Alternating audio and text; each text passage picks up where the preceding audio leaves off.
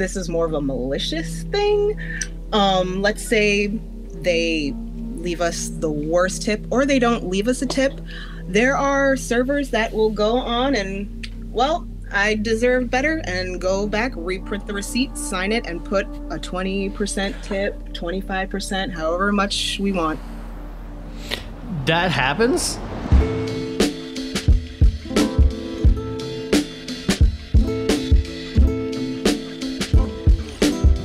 Welcome back to Other People's Lives. I'm Joe Santagato. I'm Greg Dybeck. For anyone out there that wants to be a guest on our show, don't hesitate to reach out to us. You can head to oplshow.com or just send us an email directly at oplpodcast@gmail.com. Yeah, and if you want to help support the show, you can head over to patreon.com/OPL show. You can get some weekly behind-the-scenes bonus episodes, and we use a portion of that money to donate to charities each month. So it'll help support the show, but it'll also help support the charities that we donate to. So check that out. Now, today, super excited because we're coming off the heels of an episode with a flight attendant that everyone seemed to really enjoy, and we're going to take a similar approach this week. We had someone reach out to us. They are a waitress server. They've been in the industry for a long time, and they have some stories that they want to share. I'm a little scared for this one because of how often I find myself in restaurants, but also just super curious to hear about behind the scenes in the kitchens, server staff, just probably all the things that go on that we just have no idea about. So we've got the guest on the line, and we're excited to talk to you today. So thanks for being on. Hi, guys. Thanks for having me. Yeah. So I think let's just jump right into this the same way we jumped into this with the flight attendant, because I am curious. Are servers judging the patrons that come into restaurants in a similar fashion? Are you seeing people come in thinking they might spend a lot of money, these people are going to be assholes or get wasted? What's kind of that, I guess, initial reaction that you have when people come in? Oh, completely. Everyone is judged as soon as they hit the hostess stand. So the hostess will come to us, and they're kind of our first line of defense. They'll say, all right, this person was an asshole.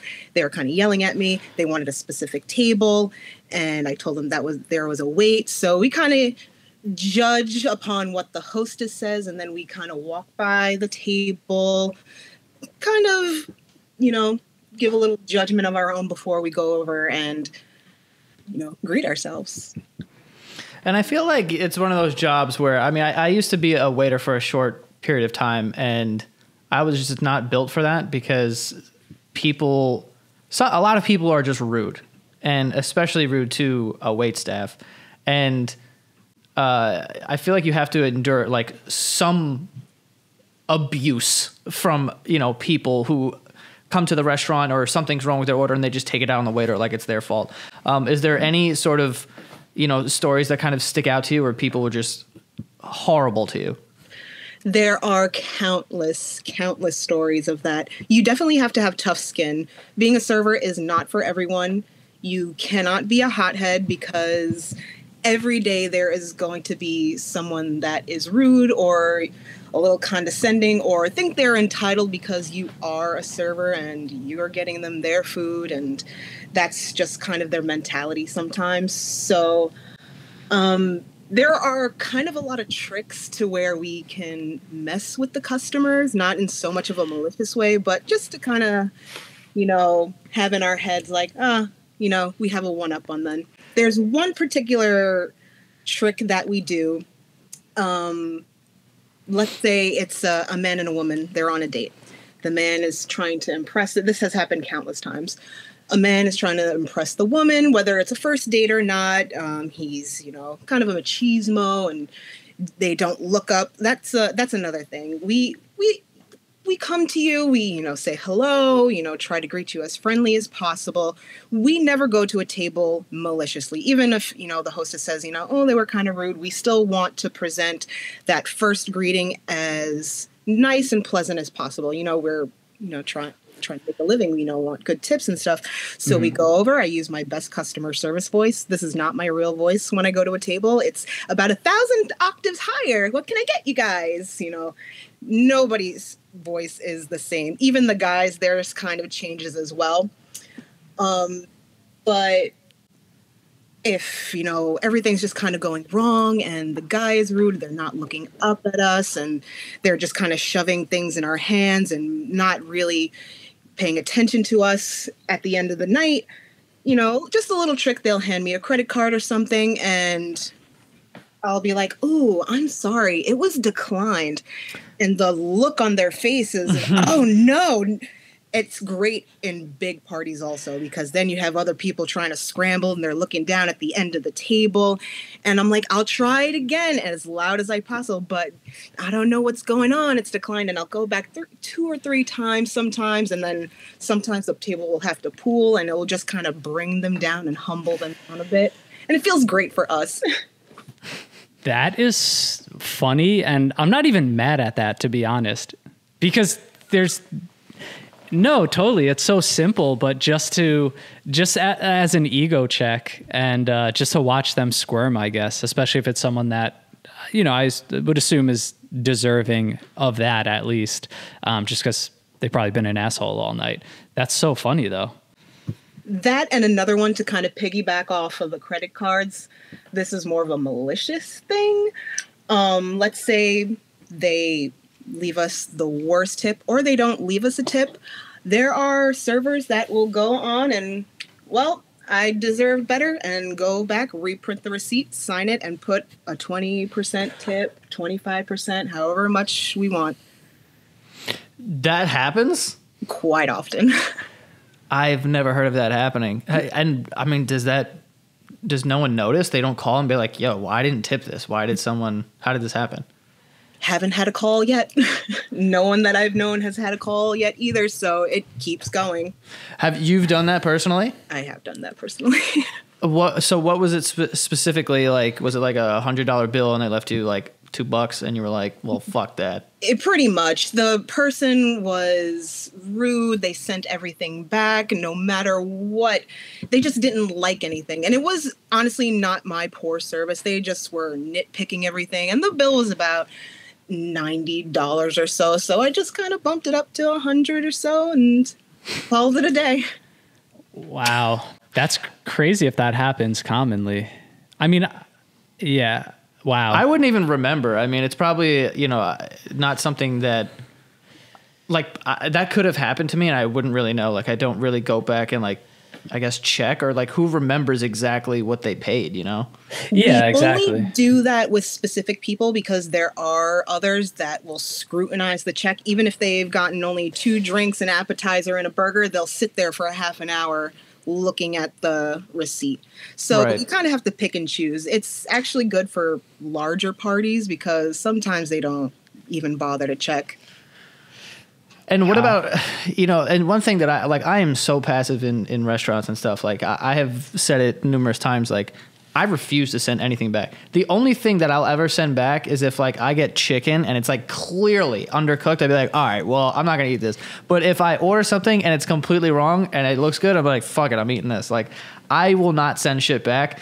But for people that are very picky and they're just like maybe overly annoying when it comes to their food, or they're just, whatever. Have you seen anything kind of go down with that? Because on top of just not wanting to complicate anyone's day, I'm also worried about, are they going to fuck with this when it gets back there? Like, is that something that truly happens, or is that something reserved for the movies?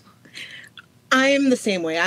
Especially because I've been in this industry for quite a while. I see things that happen, places are busy and stuff. I try not to send things back. But for the people who do send things back, sometimes, the majority of the time, we don't mess with it and we just kind of fix it. But if the person is just a complete asshole, then they are going to get messed with. This is what I was scared to hear. What do they? What do you do? So one of my favorite stories. He's a very good friend of mine for years and years. He was a bartender.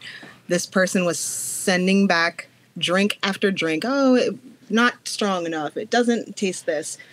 So wonderful person. After this, I was a little mortified at this. He made the drink, everything done. Then he goes to the back. He takes the drink, drinks some, swishes it in his mouth, spits it back into the cup, Oof. pours a little garnish on top, serves it to the table. Oof. What did the customer think of that one? He was like, "This one tastes good." Didn't bat an eye. You never would, too. That's, It's also very easy to hide certain things. I mean, of course, everyone has seen the movie Waiting. There are certain things in that movie that are absolutely true. The dropping the food on the floor, the cooks I've seen do countless times, put it back, put a little gravy on top, and send it right back out. Soups, for instance, I've seen people lick rims of cups, the rims of the bowls. I've seen people lick people's utensils, put them back on the plates, give them to the other person. Oof. So this is probably a good time to say that obviously we're speaking about your experience, and it seems like you've been in a few different places. So, this isn't obviously what goes on in every restaurant. But yeah, that's a little shocking to hear, but I think we assumed it was the case. For you, where's that like line drawn of like being able to do that to a person, and like how do you like justify that in your mind, you or the servers that you've seen that do that? Is it just that it is such a thankless job and people can truly just be so mean and dismissive of you guys that it just kind of justifies it for you? In a way, yes, because it doesn't happen at every place, but it is also a very thankless job among others. We're normal people. We all have, the majority of people have, 9 to 5 jobs. I actually just recently graduated. I'm becoming a nurse. People at my job are teachers. I have known lawyers to quit their jobs and come back to serving because it is a very good job and you can make a lot of money. I actually paid off my school loans by waitressing. And so for people to come in and feel as if they are so entitled because we're serving them food, it kind of doesn't seem right. And, I don't partake in too much of I don't spit in people. So that's kind of where I draw the line. I don't like to do that because I feel the karma will come back to me. But, kind of embarrassing people and stuff. It's fun. I think you just said something too about the pay, and I feel like that could be a common misconception. How does it work? So you just said that you can, or in your case, you have made a lot of money. Is it truly pretty much just based off of tips? Does it depend what type of like restaurant you're in, what type of clientele? I guess, how do you make good money in the industry? Because I've heard the opposite a lot too, where it's very thankless and you typically aren't able to make a lot. Oh, it's very true. You find the right job, the right location. I worked in the city and stuff, so that's kind of where I made my most money. Making upwards to about $4,500 a week. Nice. And you just have to really find the right clientele and, build up, your regulars coming, leaving you more money. It really is a process to do. Once you start off, you can be good, but once you get that clientele and you're there for kind of a while, it becomes a pretty good career. Yeah. Also, one thing that I wanted to ask about, because I don't know if that was just me and my coworkers at the place that I used to work, but later on in the shift, like when it starts, 9, 10 o'clock or whatever, eventually we just start drinking. Like, is that something that typically happens at places you've worked at where like the staff just tries to, like, you know what, I'm just going to get a little buzz here and start drinking on the job? Sometimes we don't even wait until after shift. Sometimes we'll go in, walk right to the bartender, and he'll have shots waiting for us. We'll bring some stuff. And if it's a nice day like today or something, we'll be like, yeah, you know what? It's a nice day. Let's just get hammered. I used to, in this one particular place, a girlfriend of mine, we used to go buy a gallon of Jose Cuervo, bring it to our lockers, and just take shots all night long. We just start, and that would be on a weekly basis. And for doing this for so long, you kind of get the rhythm. and we'll have the customers buying us drinks. So a lot of the time your server may be drunk. So you've worked a shift just absolutely wasted on Jose Cuervo. Absolutely hammered. Have people ever noticed, or is it just, are you just able to keep the facade up? No, no one has ever said anything. Wow. Okay. And This sounds like some job. You're getting hammered and then just making your tips higher if you want. Yeah. No, but I have heard that. That's another thing too. Let's say there's a large group, like a party of 15, 20 people. They're getting drinks, appetizers. The bill will, let's say, be like $500-$600. No one's going to pay attention to how many drinks they're getting. So sometimes we'll put, all right, this person had 3 more Coronas, or this one had a mojito, or this appetizer was brought to the table afterwards. And so we'll just make the bill a little bit larger. Dude, I'm watching my back next time I'm in a restaurant, because I don't even look at the bill usually. I'm just like, take my card. I've probably been overcharged so many times. Don't do that. Don't ever just say, take my card, because you never know. Jeez. But, you know, what you say with like the drinking culture and all that, I mean, I have heard that in restaurants, both in kitchens, like servers, there's a lot of drinking. There's even like sex being a part of, like, it's such a sometimes, I don't know, like rugged type of environment. Like I know Anthony Bourdain, for example, like with his book Kitchen Confidential, like he kind of came on the scene as the first person to sort of expose certain things that go on in a restaurant. So I have heard that too. And is that, you know, does it kind of get rowdy, or I don't know, like we asked the flight attendant too about like sex between flight attendants or customers and servers. Is that something that ever happens? Like, has a customer ever had sex with a server during a shift, or do servers hook up? Like, is there a whole reality TV show type of world behind this?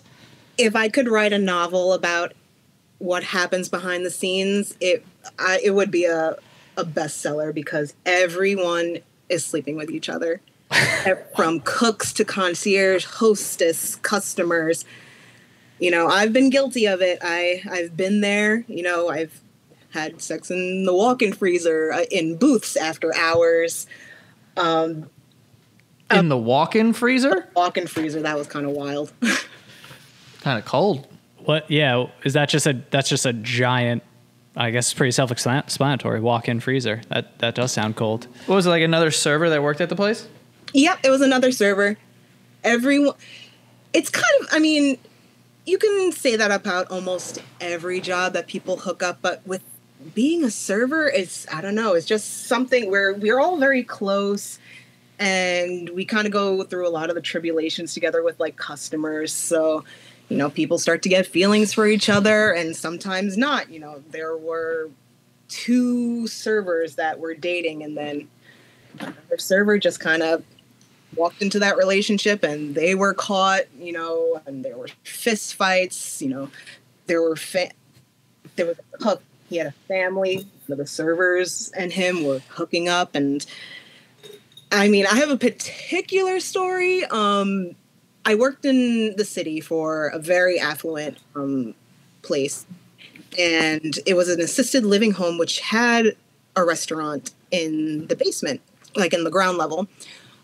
At the time, I was hooking up with one of the servers, and we're very sneaky. So we found like a stairwell that was kind of used often, you know, not a lot of foot traffic. You know, the concierge were looking out for us. So we had them, you know, we always have them go to our tables. Oh, you know, your server's just busy, you know, giving us time to, you know, sneak away. I was giving him a blowjob in the stairwell, and there were 2 doors, one coming from upstairs, one coming from downstairs. The one coming from upstairs, it's a double door, so you heard the one door open, so if we ever heard anybody, we can just run. This particular time, we did not hear anybody, and I left this guy pants down in the stairwell as I ran, and all of a sudden I just heard, "Whoops, sorry," and then they just walked away like nothing, because they know this is the kind of stuff that happens. So there's a blowjob staircase at this restaurant. Yeah. You're saying.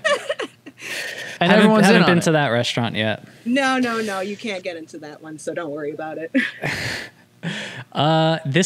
This sounds like a college that has no classes, just all dorm room parties. No boundaries. Wow. Jesus. But no, this does line up with things I've heard, I guess. And does this happen like during shifts too? Is that a big thing, or is that like only after hours? Or will sometimes, when you're sitting at a table and you're like, oh, where did our server go? They've been gone for a while. Could they have just been in the blowjob staircase? Probably. They're probably hooking up somewhere. Not so much during shift, but after hours and even before, kind of get a quickie in the bathroom and go to the bar and get your drinks. I'm just going to assume that anytime my server hasn't come back, they're getting blown. That's all I'm going to I'm just going to start clapping for them when they come back. Yeah, she'll be like, lock eyes. I know. I know where you were. I have a podcast and I figured it all out. So, wow, I did not expect this conversation to go exactly this way. One thing I'm curious about that happens, I won't say a lot, but often servers dealing with a lot. If they like forget food, or it just seems very difficult taking orders, what happens if you do forget something and the customer gets pissed? Does that happen a lot? I mean, it doesn't happen a lot, but sometimes if it's extremely busy and then you have, one table calling you over and then you're taking an order for this table, you're writing things down, but then as you're walking through, you might forget something. So the one big thing that we use is we always blame they. Oh, I'm sorry. Did they not bring that out to you? Let me go check. I knew it. That's why I asked that question, because I was going to follow up with who do you blame? Because they just like, and then you assume it's the kitchen or the something. kitchen, a runner, or anyone else. They're always the one to forget something. And then we're kind of scrambling with the kitchen. Sometimes we'll be fighting with the kitchen to cook this dish quicker. Or I've seen in other kind of places, cutthroat places, servers taking entrees from other servers and giving it to them. And that's kind of caused a lot of conflict too among servers. Mm-hmm. So it can get a little tense sometimes. Yeah, I mean, it sounds like there's a lot going on behind the scenes. Here I am thinking I'm just having dinner at this place, but there's a whole other circus going on behind those kitchen doors, it seems. Also, another thing, if we do forget something, I'll go up to the table, or I'll have another server go up to the table and say, "Oh, I'm so sorry, your burger or whatever wasn't made correctly. I'm having the cook make you a fresh one, and it was just never put in." Right. Also, I mean, I've worked in a couple kitchens and I know how kind of crazy it can be. Mm-hmm. Has working in this industry affected the way that you view restaurants? Like, is it like, well, it's not as appealing to you to go out to restaurants, or is it like you have a more of appreciation for it? No, it really hasn't changed. I treat servers, honestly, with the utmost respect when I go, so I just kind of pray to God that they don't mess with me. I never give them a hard time because I know the ins and outs, especially if it's busy. I won't be rude to them. I'll tell them to take their time and stuff. So it really hasn't hindered me at all. Okay, that's good, because if it was like, well, I work at this place and fucking I know what goes on there, so I'm not going out anymore. That would be a little alarming. Yeah, but it is amazing. Just, again, I know we keep saying it's a thankless job, but you're doing so much more. It's like it's this show night in and night out. And I don't know what type of restaurants you've worked at, but if you start thinking about like fine dining restaurants or places where there's this almost perfection that needs to be upheld, and everyone kind of has to play their role, and there's just dance going on with cooks, servers, runners, and it's just so fast paced, and it's pretty amazing when you think about how that all operates, and you're turning tables and there's so many orders and drinks, and just to make that whole thing operate into an experience that, like Joe just said, like I'm just sitting here having dinner and not noticing any of this. It's amazing. It's a skill. It really is. And there was a comedian that said, everyone should at least work 1 year into the service industry and you'll really understand, which is very true.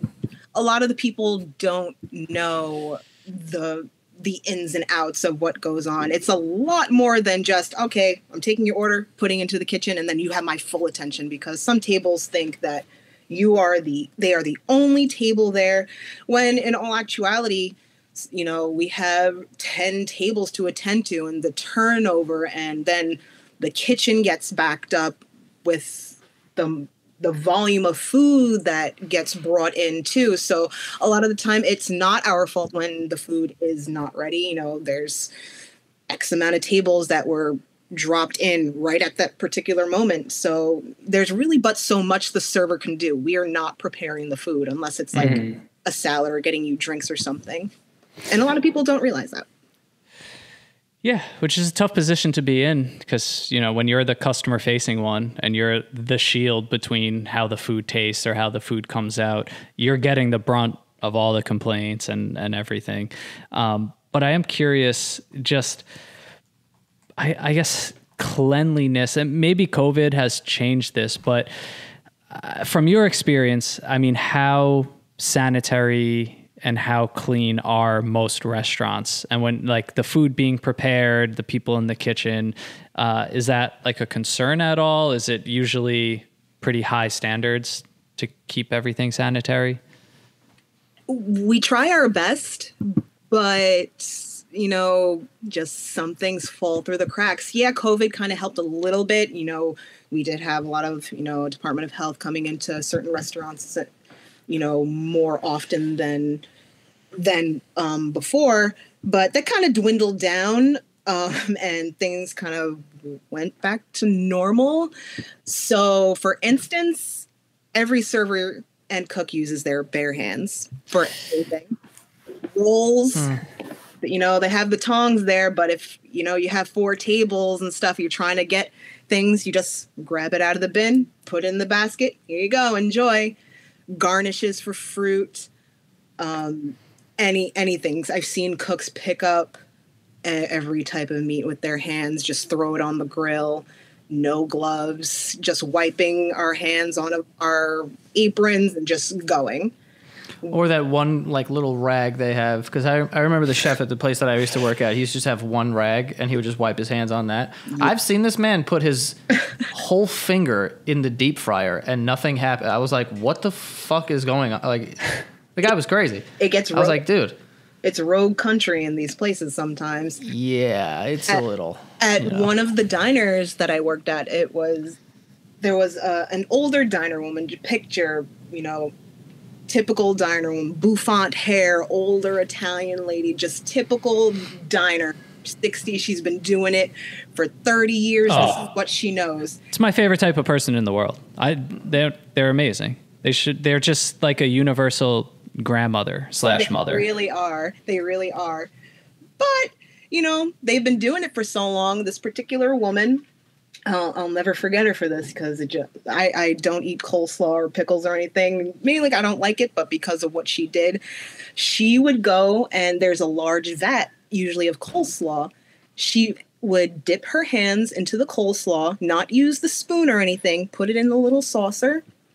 Oh. Lick her hands, swoosh it around in the pickles, getting all that ready, putting it on the plate, serving it to a customer. Licking her hands like a dog? Just not like, she sucked on her fingers. It was really gross. Oh. I hate when people do that for when they're just eating like Cheetos and they're not working at a restaurant. So I can't even imagine if I saw my server doing that, I would lose my fucking mind. Yeah. It's crazy. That one affects me a little. I've been strong throughout. I've been scared to have this conversation. And I eat out a lot. Joe, we eat out a lot together. And I told myself before, just stay strong. It's whatever you hear. It's not every place. But that one hurts, because that makes me feel like any just little diner or something I go to. I can't eat the coleslaw now. Don't. Things fall into the food, especially the bay of salads and stuff. There's things that constantly fall into it. And we just pick it out with our hands and just place them in their corrective bins and keep going.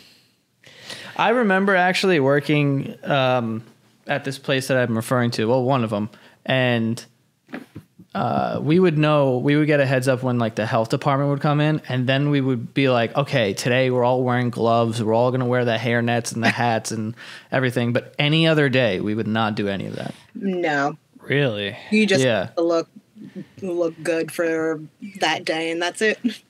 Yeah. Maybe like there's certain restaurants like of certain like calibers where it's like you have to have this. I have no idea, but in my experience in the places that I worked with that weren't super fancy, it was no one was wearing gloves or doing any of that. So you're kind of mixing these things. Meanwhile, I'm at home. Whenever I make chicken at home, I've washed my hands like 15 times trying to make sure I'm not getting it on a, whatever. And over there, they're just like throwing chicken and getting plates out like it's nothing. So I can only imagine what's going on.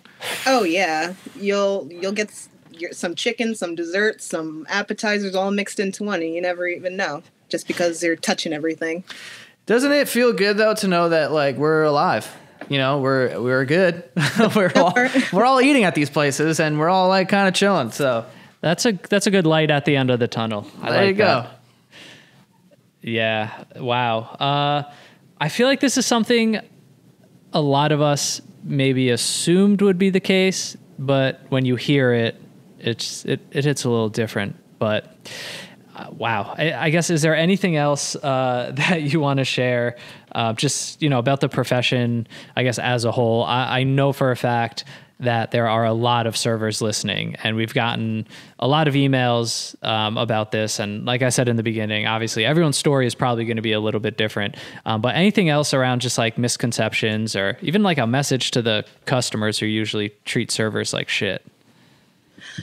That, I think, is the biggest thing that all servers want. Just treat us with respect. Don't come in with an air about you that's pompous and think that we're, lower class, because honestly, we either make the same or just as much or more money than you. And if that's how you're going to judge people, is off of their career choice, you're kind of shitty and don't come out to eat. We're here all together. We're here to have a good experience, and that's it. You want to enjoy your meal. We want to give you the best service, and we don't go into a restaurant thinking, all right, I'm just going to screw with everyone that comes in. No, the majority of people don't do that. So don't come at us thinking that your world is the only one that is important, and we kind of just fall under the radar. Right. Yeah. I mean, it is one of those like sort of thankless jobs. Maybe not thankless, but definitely underappreciated. Yeah. Just because I don't think people have an understanding. Like you said, I mean, whoever said that it's so true. I think that everyone should work a year in that industry just to understand like how hectic it is behind the kitchen doors and what it takes to get everything out in a timely fashion. It's a fucking disaster. It just is. Like I knew that, but like there's some, I guess, crazy stories. I personally, I worked in that industry maybe 3 or 4 years, and I've never seen anything like. We didn't have a blowjob stairway. That was for fuck sure. There was no that. Yeah, you'd still be working there if you did. What more do I need? A paycheck and a blowjob stairway. I'm married now, so. But yeah, we appreciate you coming on and kind of disclosing the secrets of the industry here. I appreciate you guys having me. Yeah, thank you so much, and good luck with everything. Thanks so much, guys. Bye. See ya.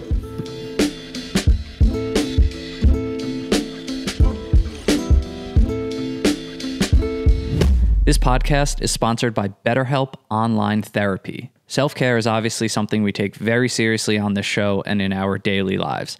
My personal experience with therapy has been an extremely positive one, and it constantly reminds me how important it is to keep working on the most crucial relationship you have in life, the relationship with yourself.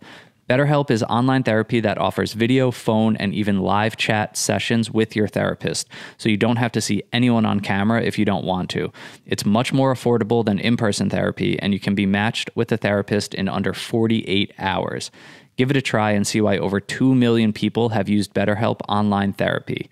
This podcast is sponsored by BetterHelp, and Other People's Lives listeners get 10% off their first month at betterhelp.com/OPL. That's BetterHelp, BetterHelp.com/OPL. I have a quick life hack for you guys. Have you ever been sitting at home scrolling through all your streaming services, Netflix, Amazon Prime, Hulu, Disney Plus, and you feel like you've literally watched everything there is to watch? Well, did you know that you can unlock an entire new library of movies and shows by using a VPN? A VPN can change your virtual location and allow you to access all new entertainment that would normally be limited by your location. Plus, a VPN will help you increase your online privacy and helps you avoid hackers. So it's a win-win for a lot of reasons. And our listeners can try a VPN using Surfshark. It's risk-free with a 30-day money-back guarantee. Get Surfshark VPN at surfshark.deals/OPL and enter promo code OPL for 83% off plus 3 extra months free. You heard that right. Promo code OPL for 83% off and 3 extra months for free at surfshark.deals/OPL. That's surfshark.deals/OPL.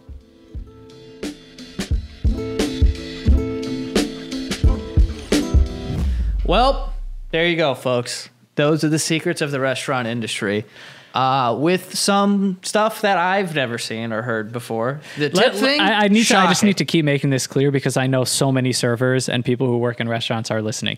Those are the secrets of this woman restaurant industry. We are not trying to say that happens everywhere because, I mean, holy shit, I hope that doesn't happen everywhere. Also want to go on record. The tip thing, fucked. Increasing someone's tip? Yeah, that's wild. I think I think like someone being an asshole and like sending their food back and whatever, and you're gonna be like, you know what, I don't condone fucking with people's food, obviously, but I get just being like, it's fucking, that to me makes more sense than being like, I'm just gonna take $20. That's crazy. Yeah, I did not expect that. That's a little wild. And just to be clear, all of my years working in the restaurant industry and being in what I thought was a hectic kitchen, I've never seen anyone fuck with people's food. I've seen I said, the chefs are like, we're not wearing gloves the whole time, but it's not like they're fucking sucking their fingers and making chicken and shit. You know what I mean? I assumed that much. Like, I don't think everyone's following whatever all the rules are. But yeah, that's a new level of like fucking with people's food. I also assume like you really, really have to be an asshole for someone to do something like that. Like, I don't think I've ever even come close to approaching that territory. I'm sure you haven't too. But like an airplane, almost like restaurants, I just think it's a place where a lot of people can maybe for the only time in their life or something, like have the power dynamic on their side and just like take full advantage. Like, this person is serving me, I'm the one spending the money, I'm out at dinner, like, you do this for me. And that's it's not cool, obviously. When it's like, these people are waiters, they're not servants. There's a different connotation. And when people act like you work for me, it's like, bro, this is, you know what I mean? Like, I don't work, like, it's that kind of, attitude is crazy. And I would honestly never associate myself with anyone that did something like that. Like, that would treat waiters like that. Because like I said, I worked in that industry, and I think that's part of the reason why people say you should work in that industry. And also, I think retail is probably even fucking worse. Just dealing with people is so difficult. And just like, there's such shit people out there that just don't get it and are so rude and don't understand. Like, bro, I've been in here for fucking 9 hours on my feet, and I'm trying. It's a job, those type of jobs, that person is just a punching bag for all the things that can go wrong, all the things that are out of their control. And it's hard, like, when that's the only person you can direct frustration to, it's tough. But, obviously we don't condone fucking with food, stealing money from people. I think we can, like, understand. I do condone getting sucked on your shift, though. That's kind of dope. If no one gets hurt. You know Wash what I'm your saying? hands after, though. I mean, yeah, Like definitely wash your hands. something. Wash your penis. Wash your Penis. use that one little rag that's always in the kitchen to Use the chef's rag. Exactly. But that is something that feels, again, not for everywhere, but like I said with like Anthony Bourdain, like that restaurant culture being like that's why like a lot of chefs, to be honest, I don't want to generalize chefs, but like when you think of like narcotic use, alcoholism, like super late nights, like sex with the people it's like a tight situation with people, like only those few people you're with can really understand what you're going through. And I guess Right. a byproduct of that can often be debauchery and blowjob hallways. And Hey, man, it's not true. You know, working a long day with the same people, like doing that shift and like closing up. At the end of it, you just kind of feel like, bro, fuck everybody. You know, like Yeah. fuck all these people. Like, you know what I mean? Yeah. Just kind of feels that way. One time, so the salad guy, we had a salad guy that worked out, and I called him salad guy because we did not know his name. Barely spoke English. Didn't know anything. We called him salad guy. He was the most energetic person in the world. I can tell you this right now. I hated everyone at that job, but I randomly saw, and I hated this guy specifically because he was kind of a dick, but he was nice to me. I saw him in the mall one time with his family, and I ran up to him like he was Jennifer Lopez. I was like, salad guy. I'd call him that in front of his family. And he was like, oh. And we just like hugged. man. And I was like, damn, this is my brother right now. You know what I'm saying? We go to war every night. exactly. In when the kitchen. you're in the trenches with someone, it's different. Yeah. But you yeah. hate everyone while you're working there, but then outside it's kind of like, you know what I mean? It's 'Cause you're just respect. Like, I need the fucking, where's the fucking, like that's the whole time in the kitchen. That's what it is. Where's the fucking I need, and then you walk out the doors and you pretend to be happy. Yeah. It's You have crazy. to have thick skin. That's for sure. And then you got to deal with fucking some fucking asshole who thinks that you're his slave. I'm just like, bro, get the fuck out of here. That's why when I was saying I was not built for that, because when I get that sort of, and I'm like, you know, I don't have a short fuse, but when you're just being ridiculous, I'm like, whatever. A guy called the restaurant and was like, yeah, I need this, and you know, I ordered a 2 liter of Pepsi. I was like, yeah, you know, we sent that out. Did you not get it? And he's like, no, I got it, but it's warm. And I was like, yeah, we you know, we're really busy and we had ran out, so we had to grab it just from the basement, got it to you, but you know, it's good, you know, whatever. And the guy's like, yeah, but I need it to be cold.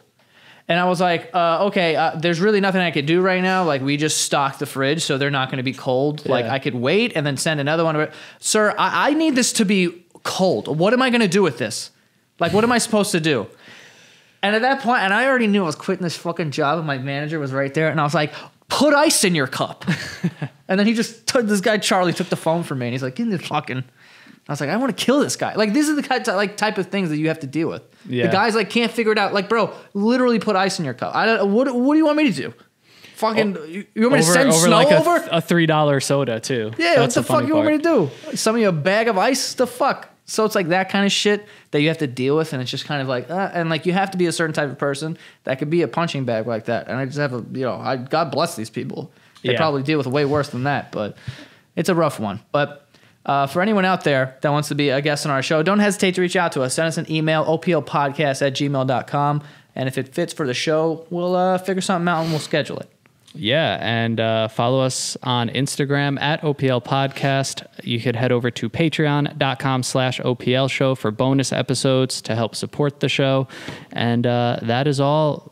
Watch your back in restaurants. Don't be assholes, because you're going to get overcharged and your food's going to get spit on. It's a fact. Be nice to your waiters, all right? We'll see you guys next time.